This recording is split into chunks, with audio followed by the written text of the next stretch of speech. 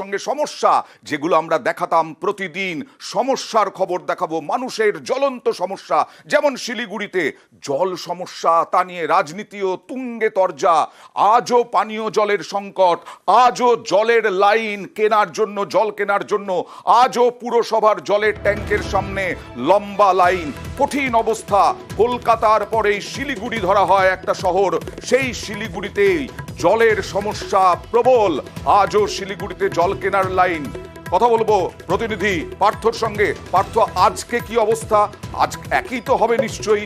জলের প্রয়োজন, খাবার জলের প্রয়োজন, রান্না করার জলের প্রয়োজন, মেটাচ্ছেন কিভাবে সাধারণ মানুষ? একেবারেই তাই। দেখো, ছবি কিন্তু বদলায়নি, আরো ছবি কিন্তু আরো যেহেতু আগামী 2রা জুন পর্যন্ত এই জল পান করার জন্য অযোগ্য বলে মেয়র ঘোষণা করেছেন। স্বাভাবিকভাবেই যত দিন গড়াবে ততই কিন্তু জল দুর্ভোগ, জল যন্ত্রণা কিন্তু বাড়বে শিলিগুড়িতে।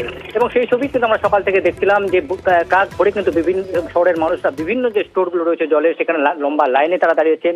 কেউ 1 ঘন্টা, কেউ 1.5-2 ঘন্টা পর তারা জল পেয়েছেন। হয়তো সেই জলও তাদের কাছে যথেষ্ট নয়, কিন্তু কোনো রকমে যাতে তাদের তৃষ্ণা মেটাতে পারে সেই জল নিয়ে তারা বাড়ি ফিরেছেন এবং যথেষ্ট এই যে অতিরিক্ত খরচ বহন করতে হচ্ছে। আচ্ছা পার্থ, যে কন্ট্রোল রুমের নাম্বার দেওয়া হয়েছে, এই কন্ট্রোল রুমের নাম্বার দিয়ে কি হবে, কি করবে পুরসভা?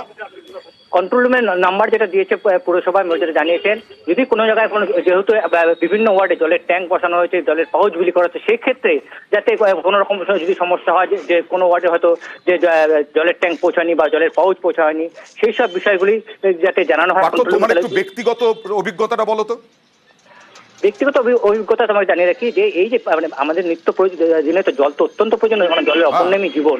এবং যেহেতু এই একই তো প্রচন্ড দাবদাহ, যদিও বৃষ্টি হচ্ছে ঠিকই, কিন্তু দিনভর কিন্তু ব্যবসা গরম থেকে স্বাভাবিকভাবে তৃষ্ণা প্রতিটি সময়, প্রতি মুহূর্তে কিন্তু মানুষের তৃষ্ণা পাচ্ছে। এবং সেই তৃষ্ণা মেটানোর যে ন্যূনতম জল, সেই জলটুকু কিন্তু বাড়িতে নেই।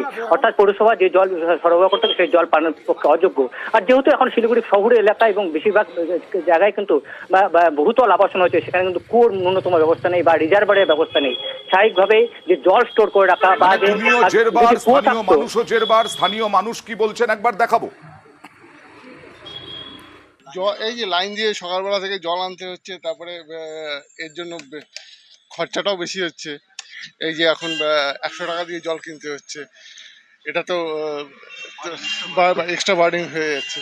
সকালবেলা থেকে লাইন দিতে হচ্ছে, যত তাড়াতাড়ি পারে যে ঠিকঠাক করলে পরে আমাদেরই সুবিধা হয়। আর কষ্ট তো হচ্ছে, সকালবেলা থেকে লাইন লাগাতে লাগছে, আধা ঘন্টা হয়ে গেল দাঁড়িয়ে আছি। জল নিতে হবে, জল নিব, তারপরে খাওয়া হবে। সমস্যা আর্থিক দিক দিয়ে হবেই, পেনশন হোল্ডার, আর্থিক দিক দিয়ে সমস্যা হবে না? মানে মানুষ নিত্য প্রয়োজনীয় কাজ করবেন না জলের জন্য লাইন দেবেন দিনভর, এই প্রশ্নই উঠছে। আর এতে রাজনীতিও তুঙ্গে। গতকাল সিপিআইএম এর সঙ্গে বচসা হয়েছিল, বামেদের সঙ্গে বচসা হয়েছিল, মেয়র পরিষদের ডেপুটি মেয়রের সামনে বিক্ষোভ হয়েছিল। আজকে পুরসভার সামনে বিজেপি বিক্ষোভ, আর তা নিয়ে যথেষ্ট উত্তেজনা। দেখুন সেই ছবি।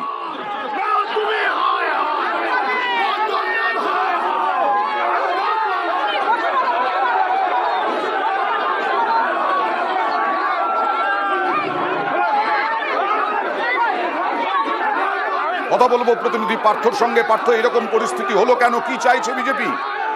দেখো, বিজেপি যেটা অভিযোগ যে বিষ জল খাইয়েছে শহরবাসীকে মেয়র, এবং সেই মেয়রের পদত্যাগের দাবিতেই কিন্তু তাদের এই বিক্ষোভ। এবং তারা আজ কাঞ্চনজঙ্ঘা স্টেডিয়াম থেকে মিছিল করে পুরসভায় আসে, এবং পুরসভায় তারা ভিতরে ঢুকতে গেলে পুলিশ বাধা দেয়, পুলিশ পিকেট বসানো হয়। এবং স্বাভাবিকভাবে পুলিশের সঙ্গে কিন্তু তারা জোর করে ঢোকার চেষ্টা করলে পুলিশের সঙ্গে ব্যাপক ধস্তাধস্তি হয়। তারপর কর্পোরেশনের গেটের সামনে কিন্তু তারা বিক্ষোভে বসে। আমি আসবো একটু, আরেকবার একটু ছবিটা দেখাই। পানীয় জল সংকটে জেরবার, তা নিয়ে রাজনৈতিক তরজাও তুঙ্গে, আর রাজনীতিও গরম শিলিগুড়িতে।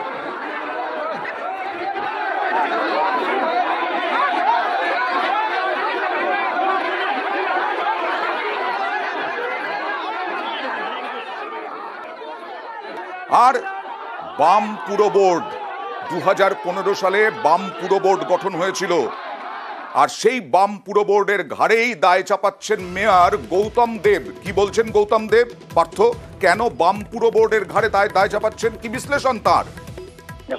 মানে যে সময় বাম পুর বোর্ড এখানে ছিল, প্রথমে তো শিলিগুড়ি পুরসভা ছিল, পরবর্তীতে পুরো কর্পোরেশন হয়, যে 33টা ওয়ার্ড নিয়ে পুরসভা ছিল, সেই নিরিখে সেই সময় যে জনসংখ্যা ছিল সেই জনসংখ্যা নিরিখে কিন্তু বামপুর বোর্ড যে এই রিজার্ভার বা জলের ট্যাঙ্কার তৈরি করেছিল এবং এই গজলডোবা থেকে সেই পানীয় জল সেই জল আসতো শিলিগুড়ি ফুলবাড়ির সেই ট্রিটমেন্ট প্ল্যান্টে পুরসভায়। কিন্তু দিন পরবর্তীতে 2015 সালে ওয়ার্ডের সংখ্যা 33 থেকে বেড়ে হয় 47, অর্থাৎ 14টি ওয়ার্ড যুক্ত হয় এবং দিন দিন কিন্তু জনসংখ্যা বেড়ে যাচ্ছে এবং জলের চাহিদা কিন্তু তুলনায় সেই পাল্লা দিয়ে বাড়ছে জলের চাহিদাও। কিন্তু সেই যে চাহিদা মেটানোর জন্য 2015 থেকে 2009 সাল থেকে বামপুর বোর্ড ছিল, তারপর থেকে কিন্তু এই যে অতিরিক্ত যে 1994 যখন পুরো কর্পোরেশন হয় তারপর থেকে কিন্তু এই 94 থেকে 2018-19 পর্যন্ত 16-17 অব্দি যে বামপুর বোর্ড ছিল সেই সময় তারা কিন্তু অল্টারনেটিভ যে জলের রিজার্ভার জলের ট্যাঙ্কার বারবার ঘোষণা করেছে, কিন্তু সেই কাজ তারা করেনি। ওকে, এটাই হচ্ছে অভিযোগ। পার্থ,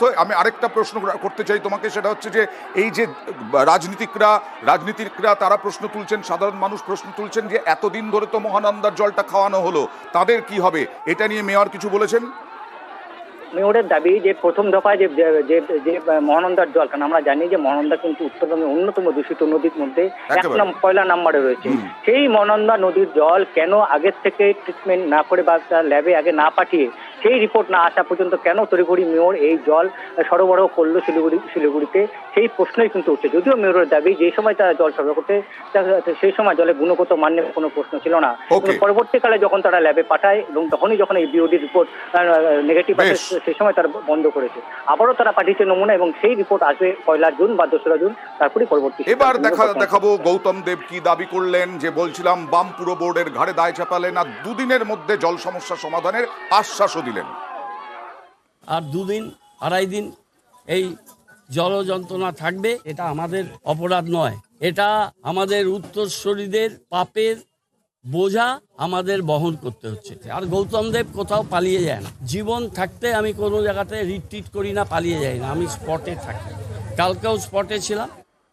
আর প্রাক্তন মেয়র বামপুর বোর্ডের অশোক ভট্টাচার্য, তার সঙ্গে আমরা কথা বলেছিলাম এই দাবি নিয়ে। তিনি আক্রমণ করলেন গৌতম দেবকে, কি বললেন যুক্তি দেখিয়ে দেখুন। এই যে জল সরবরাহে যে বিঘ্নতার সৃষ্টি হয়েছে সেটা তো সাম্প্রতিক হয়েছে। গৌতম দেব কয়েকদিন আগে কি বললেন, তিস্তার জলের বিকল্পে মহানন্দার জলকে আমরা পানীয় জল হিসেবে সরবরাহ করব। মানুষ সেই জল 15 দিন পান করলেন। এবার পরশু দিন তিনি একটা প্রেস স্টেটমেন্ট করলেন। উনি কি বললেন, মহানন্দার জল বিষাক্ত। তাহলে বিকল্প জলটা কোথা থেকে আসবে? উনি তো মহানন্দার জলকে খাওয়ার উপযুক্ত, ড্রিঙ্কেবল বলেছেন। উনি তো বলেছেন যে মহানন্দার জল খাওয়ার উপযুক্ত নয়। তাহলে দায়টা কার?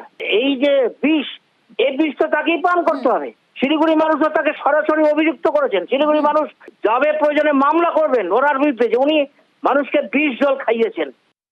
আমার সঙ্গে আছেন এই মুহূর্তে স্থানীয় বিধায়ক শঙ্কর ঘোষ, বিজেপি বিধায়ক। শঙ্কর, বাম পুর বোর্ডের ঘাড়ে দায় চাপাচ্ছেন গৌতম দেব, এবং তাই শুধু নয়, তিনি বলছেন বাম পুর বোর্ডই এর জন্য দায়ী।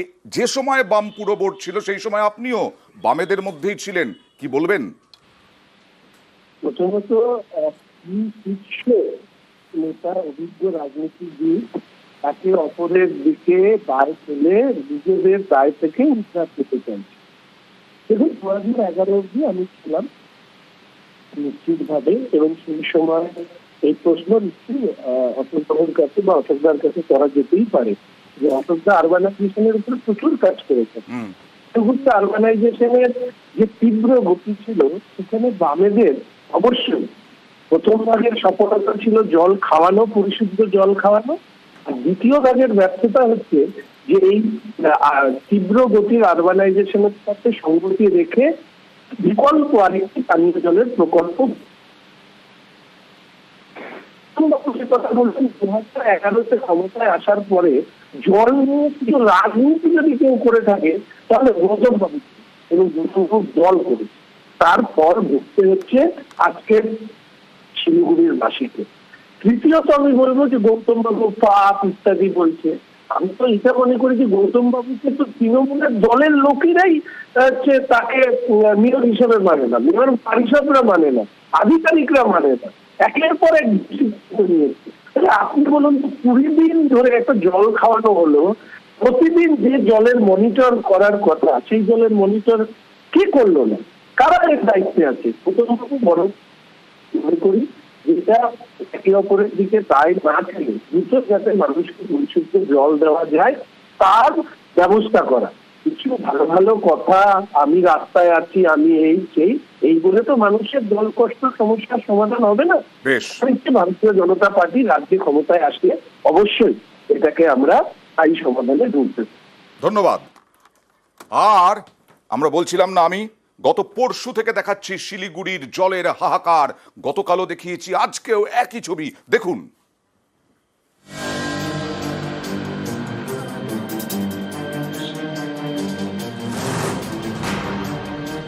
পুরসভা বাড়ি বাড়ি যে জল পাঠায় সেটাই দূষিত। 2রা জুন পর্যন্ত এই জল খাওয়া যাবে না। বুধবার খোদ শিলিগুড়ির মেয়র কথা জানিয়েছেন। তারপর থেকে শিলিগুড়িতে খাবার জলের জন্য হাহাকার। বৃহস্পতিবার সকাল থেকে দোকানে দোকানে ভিড়, জল কিনতে লাইন। শিলিগুড়ি পুরসভার দেওয়া জল দূষিত, তাতে অক্সিজেনের মাত্রা ঠিক মতো নেই, তাই পুরসভার জল খাওয়া যাবে না। খেলে নানা শারীরিক সমস্যা হতে পারে, এমনকি ক্যান্সার পর্যন্ত হতে পারে। তাহলে শিলিগুড়িবাসী খাবেন কি? জল কিনে খাওয়া ছাড়া উপায় কি?